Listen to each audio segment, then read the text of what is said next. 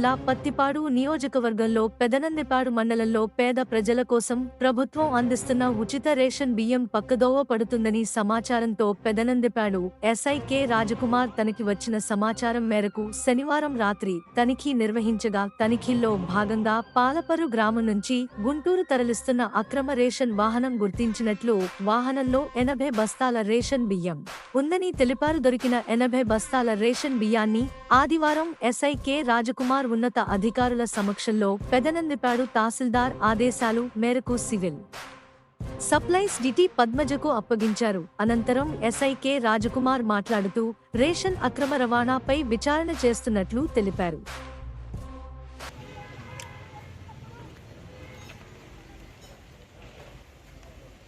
మనకు రాబడిన సమాచారం ప్రకారము మేము పాలపర్రు రాజుపాలెం అడ్డ రోడ్డు దగ్గరికి వెళ్ళడం జరిగింది. మా జీవిలో సిబ్బందిని తీసుకుని వెళ్తే అక్కడ ఒక పర్సన్ ఒక టాటా ఏసీ దాంట్లో ఒక 80 బస్తాలు మరి పీడిఎస్ రైస్ని అక్రమంగా తరలిస్తున్న సమాచారం ప్రకారం వెళ్ళి అతను నాపి అడగ్గా అతను ఈ విధంగా మేము పలానా చోటు నుంచి తెస్తున్నాము, పాలపర్రు నుంచి గుంటూరు తరలిస్తున్నామని చెప్పడం జరిగింది.